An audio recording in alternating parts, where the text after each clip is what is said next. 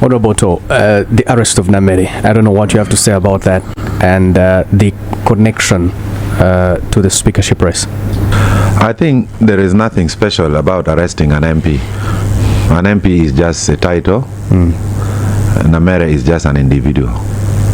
What bothers me is the manner arrest of any citizen.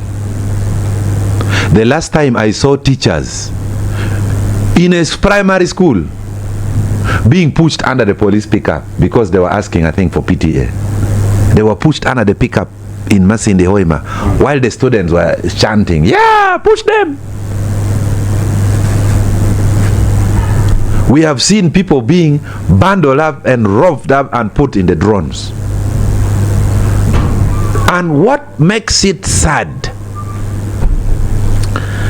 the law says anyone arrested, the arresting officer should inform you of the reasons for arrest unless it is a preemptive arrest.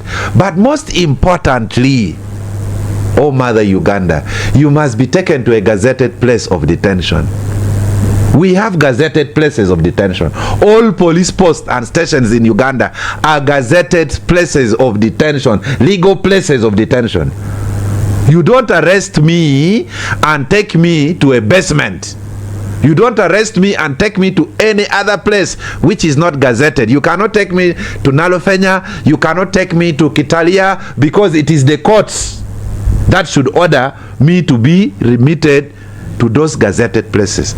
So Ugandans, we are seeing continued arrest of people without warrant, without decorum. The person you are arresting is someone's father.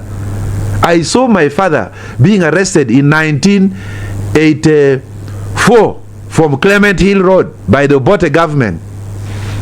And I went to visit my father in Luzira prison, Mr. James Otto.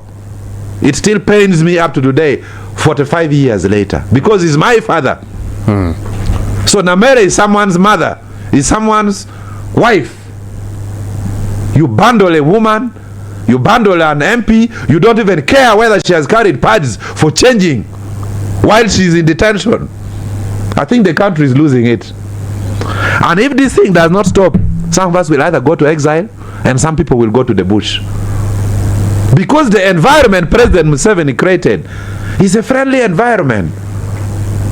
We don't want to start saying during President Museveni's regime, the environment President Museveni created is friendly. At least you can predict what will happen. But today, I'm even on TV here, I don't know what will be waiting for me outside. And I don't know if I'm arrested, where I will be taken, what I will eat, what I will be injected with. So if we make life very easy, the best brains will leave the country. We go to exile. We're talking about a daughter of a former Minister of Defense, a daughter of a senior presidential advisor. Does that indicate that perhaps no one is safe? It does not matter. This MP Waiswa, Fonakawa, Edi Mutwe, you arrest them, the law says you are presumed to be innocent until proven guilty. We can arrest Acoli for suspicion of trying to overthrow government. But in our law, you are innocent until the court proves you guilty. Why do you detain someone for over 200 days, yet the law says he's innocent? So you have made him guilty before the trial?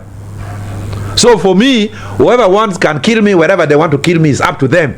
The good part, two facts in life: you cannot change the day you will die. So Ugandans, those with power, should be fair to people. Arrest people in a humane manner. Arrest people, and for me, if they have come to arrest me, I should cooperate with the arresting officers, because resisting lawful arrest is also another offense. So also the civilians should cooperate with the state enforcement agencies.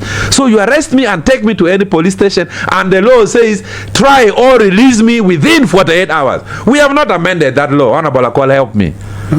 Try or release the person within 48 hours. Now we have people spending 2 weeks at police cells. Where is the law? So if we are not following the law, then all Ugandans should be told not to follow the law. So let's follow these basic principles. Freedom. They can pick Canary that he has been involved in defilement. He doesn't even know anything. He was in a church. You want to keep him for 180 days? Who will run this TV show? So I am just calling for civility.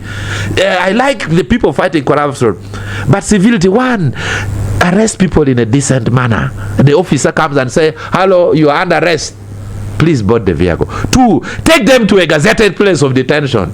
Don't take them to the basement. 3, let them speak their mother language. Why do you want them to speak Runyankole? Like for me, Otto, supposing I bite my tongue speaking Runyankole. No, I don't want to speak that language. Keep me to the police station and I speak my Acholi. Because it's cultural genocide to take me somewhere to learn someone's language. 3, produce me in court within 48 hours or release me. These are the basic rules that has kept President Museveni in power for 40 years.